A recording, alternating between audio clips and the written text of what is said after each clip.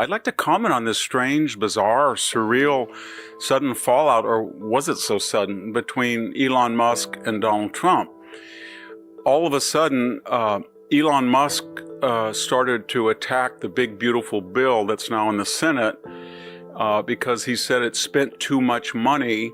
So there was always a tense relationship that grew out of an unnatural relationship, in the sense that rarely, we haven't seen anything like this since FDR and Harry Hopkins, who was a personal advisor to FDR. And unlike Musk, he moved into the White House and basically crafted the whole détente with Joseph Stalin's Soviet Union as a leftist himself.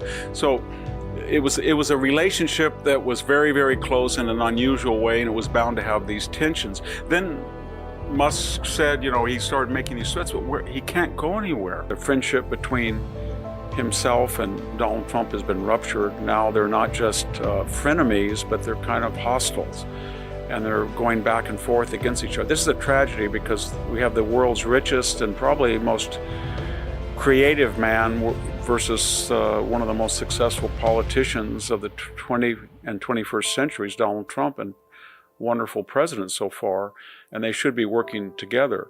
But now Elon Musk, in his anger, has decided to create a new party called the American Party.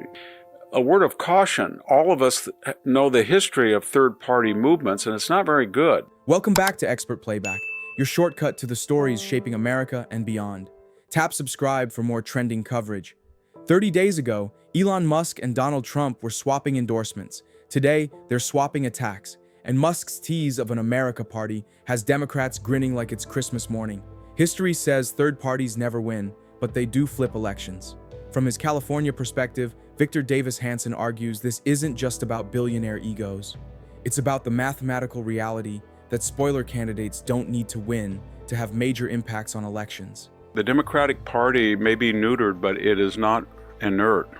It is waging potty mouth videos, congressional disruptions, attacks on Teslas, huge donor-supplied lawfare going after the Trump agenda in these lower district courts.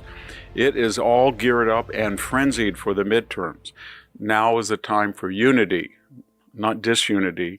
And the quicker these two very talented and powerful people can form a new relationship based not as intensely as the past, but on mutual respect, the better it is for the country at large. It's almost identical to the Libertarian Party.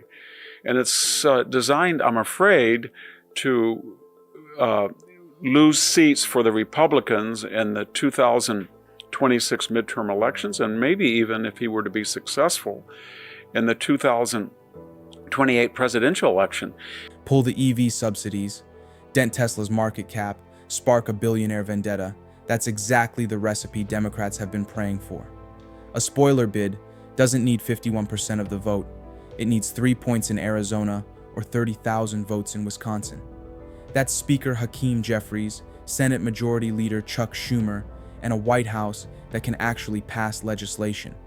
Victor's lived through enough political cycles to know when Republicans split, Democrats win. Ask Al Gore how that math feels after Ralph Nader's 2000 campaign. 1968, George Wallace and Curtis LeMay, one of my heroes, the head of the B-29 program in World War II, ran as a third party on the American Independent Party. They added independent, but that was an American party. Third party, they got about 8% of the vote.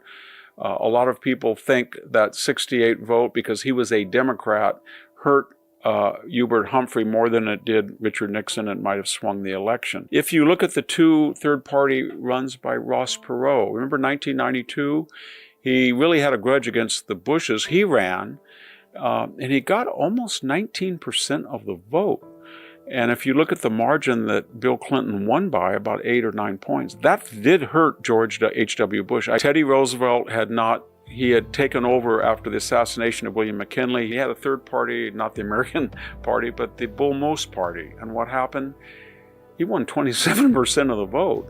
William Howard Taft I think he got he only won 6 states, and he only won 23%. But here's the kicker. If you had put Teddy Roosevelt's votes with William Howard Taft, they would have creamed Woodrow Wilson, who was a hard left progressive. So That was a spoiler election. Victor's historical warning shows a troubling pattern. Wallace 68 fizzled with 8%, Anderson 80 whiffed, Perot 92 drew blood with 19%, Bull Moose 12 straight up killed Taft's re-election. Every cycle writes the same headline: borrow Republican branding, bleed Republican ballots, watch a Democrat hang the drapes. Why? Because as Victor explains, 40-state plurality wins are worthless if you lose the 6 swing states that actually decide elections. The math is brutal but consistent. Third parties don't build coalitions, they fracture them. And in American politics, the party that stays united wins. The question that I have for Elon Musk, and that is, does he really believe that he can pull this off? Apparently he does. I would like to say, as I said, that it's impossible that he can do it.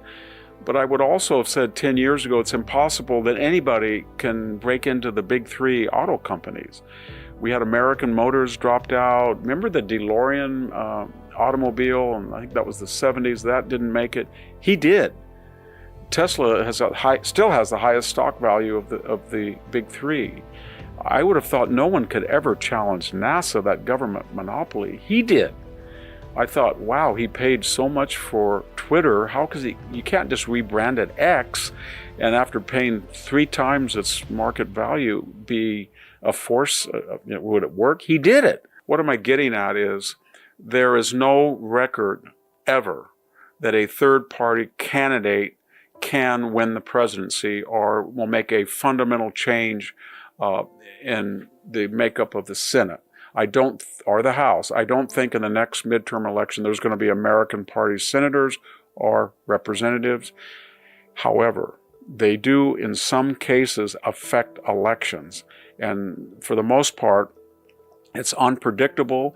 Nobody knows what the situation will be in 2028. But Elon Musk must know that it won't be a constructive role, that he is more akin to Donald Trump and the conservative movement than he is the people who have persecuted him and tried to put him out of business.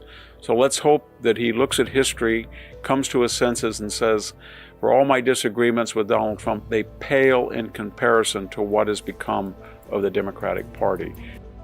Share your thoughts below, then smash subscribe. We drop new videos weekly. Thanks for watching. We appreciate you. Stay awesome.